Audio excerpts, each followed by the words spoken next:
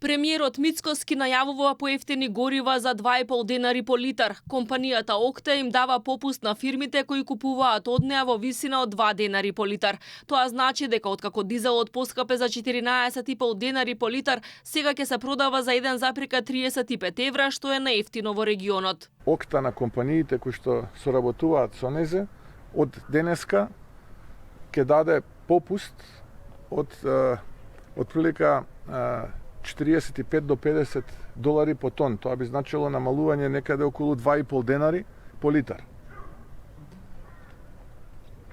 А потоа разговарав и со голем дел од бензинските пумпи и собственици на бензинските пумпи, кои што рекоа дека тоа ќе го пренесат на крајните корисници. Така што можеме да, бидејќи регулатор не одредува највисоката цена, очекувам од како ова ќе биде објавено, да веќе во текот на денот за отприлика 2,5 денари по литар бидат набалени. Од Окта велат дека се одлучиле на овој потек за да им помогнат на граѓаните и фирмите свесни за влошената состојба на пазарот со нафтени деривати. Активирањето на нафтоводот Вардакс пред една недела по пауза од 12 години ја подобрил стабилноста и обезбедил континуитет во снабдувањето. Освен задолжителните резерви кои нафтените компании треба да ги имаат за најмалку 5 дена, од Окта велат дека поседуваат многу повеќе. Знаете дека меѓудržавните случувања во голема мера влијаат врз состојбата на пазарот. Состојбата е тешка, но ние постојано следиме како напредуваат работите, ја држиме работата под контрола и доколку е потребно ќе се преземаат соодветни мерки за сочувување и слично, се со цел да се обезбеди таа стабилност на понудата. Снабдувањето е стабилно, а компаниите имаат залихи, уверува министерката за енергетика. Ако кризата продолжи, ќе има мерки. Божиновска вели дека одлуката на регулаторна да определува цени исклучиво во понеделник, а не по потреба, не била на штета на граѓаните.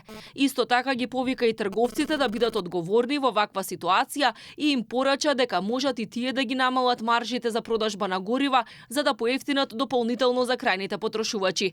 Посочи дека сите остварувале екстра профити. Ако ги погледнете профитите на сите фирми, може да ги погледнете вие и ќе видите дека сите се во плюс. Ги немам точно видено, меѓутоа точно не ги знам нивните профити. Знам дека се големи од минатата година и од предминатите години. Во овој период, а тоа е еден краток период, се надевам дека ќе излезат во престрет на граѓаните и дека нема да има некои ценовни шокови, бидејќи ние сме тука за долгорочно.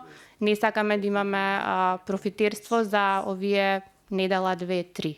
Се надевам дека ќе бидат општествено одговорни и дека сите ќе постапат одговорни и за интересот на граѓаните. Во понеделникот непосредно пред поскапувањата на горивата бил забележан највисок пик на дотур на нафта во Македонија. За еден ден се наточиле 2 милиони литри.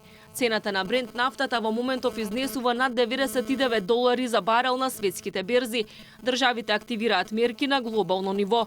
Американското министерство за финансии издаде 30-дневна лиценца со која до 11 април се дозволува испорака и продажба на руска нафта и деривати што се веќе натоварени на танкери. Меѓународната агенција за енергија пак ќе ослободи 400 милиони барели нафта од своите резерви, што е најголема количина досега во историјата, а која треба да придонесе за пат на цените.